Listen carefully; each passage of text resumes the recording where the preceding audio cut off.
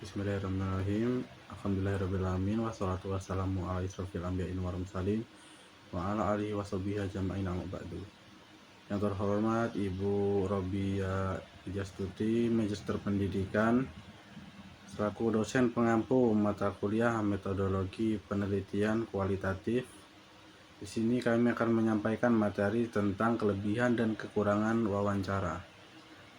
Sebelum itu, kelompok kami terdiri dari 10 anggota yang bernama Khairunisa Zahrani dengan MPM 014, Ferli Jariantoro dengan MPM 019, Desi Safira dengan MPM 015, Syukri Alhamid dengan MPM 027, Miftahul Hasanah dengan MPM 032, Muhammad Afif Jida dengan MPM 040, Serliana Yulianti dengan MPM 046, Sofia Khairunisa dengan MPM 047, Muhana Sabina dengan MPM 048, lalu Putri Aulia Rahma dengan MPM 049. Lalu materi akan disampaikan oleh teman saya. Baik, yang selanjutnya kelebihan dan kekurangan wawancara. Wawancara adalah metode pengumpulan data yang populer. Metode ini memungkinkan Anda untuk mendapatkan informasi langsung dari orang-orang. Wawancara dapat digunakan untuk berbagi tujuan seperti penelitian, penilaian, dan perekrutan. Baik, selanjutnya materi yang akan disampaikan oleh rekan saya. Apa itu wawancara? Wawancara adalah percakapan terstruktur antara dua atau lebih orang dengan tujuan untuk mendapatkan informasi, pendapat, atau pengalaman dengan bentuk secara tatap muka, telepon, atau online. Dan metode yang dilakukan dalam wawancara dapat dilakukan dengan menggunakan pertanyaan terbuka, tertutup, atau kombinasi keduanya.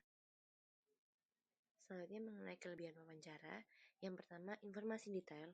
Wawancara memungkinkan Anda mendapatkan informasi mendalam dan nuansa yang mungkin tidak tersedia dalam metode pengumpulan data lainnya. Yang kedua, hubungan yang kuat. Wawancara membantu membangun hubungan yang kuat antara pewawancara dan narasumber, membangun kepercayaan dan kejelasan.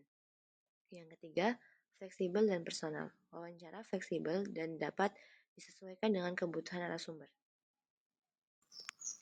Materi selanjutnya yaitu mendapatkan informasi detail. Melalui pertanyaan yang tepat, wawancara dapat menggali informasi rinci. Yang pertama, pendalaman. Pewawancara dapat menggali pertanyaan yang lebih dalam, mendapatkan informasi yang mendalam. Yang kedua, konteks.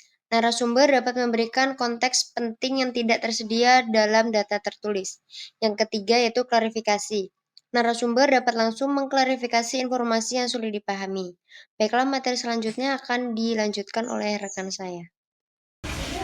Selanjutnya membangun hubungan, di mana wawancara membantu membangun hubungan yang erat antara pewawancara dan narasumber, yaitu yang pertama kepercayaan.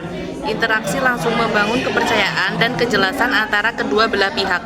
Yang kedua empati, yaitu pewawancara dapat menunjukkan empati dan memahami perspektif narasumber. Dan yang terakhir yaitu komunikasi yang efektif, di mana wawancara memungkinkan komunikasi dua arah yang lebih efektif, mendorong pemahaman yang lebih baik.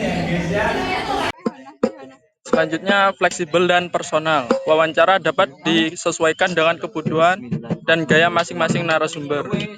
Pertama, pertanyaan. Pertanyaan dapat diubah sesuai dengan kebutuhan dan fokus pembicaraan. Selanjutnya, ruang dan waktu. Wawancara dapat dilakukan berbagai tempat, waktu yang nyaman bagi narasumber. Dan terakhir yaitu gaya. Wawancara dapat dilakukan dengan gaya yang formal, informal, dan kombinasi keduanya. Terima kasih. Baik, selanjutnya yaitu kekurangan wawancara. Wawancara juga memiliki kelemahan yang perlu dipertimbangkan, yaitu waktu. Wawancara membutuhkan waktu yang signifikan untuk persiapan dan pelaksanaan. Yang kedua ada biaya. Wawancara dapat memakan biaya yang cukup besar. Wawancara yang melibatkan perjalanan atau insentif.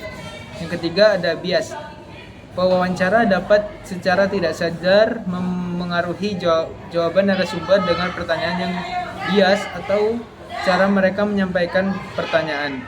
Materi selanjutnya akan disampaikan rekan saya.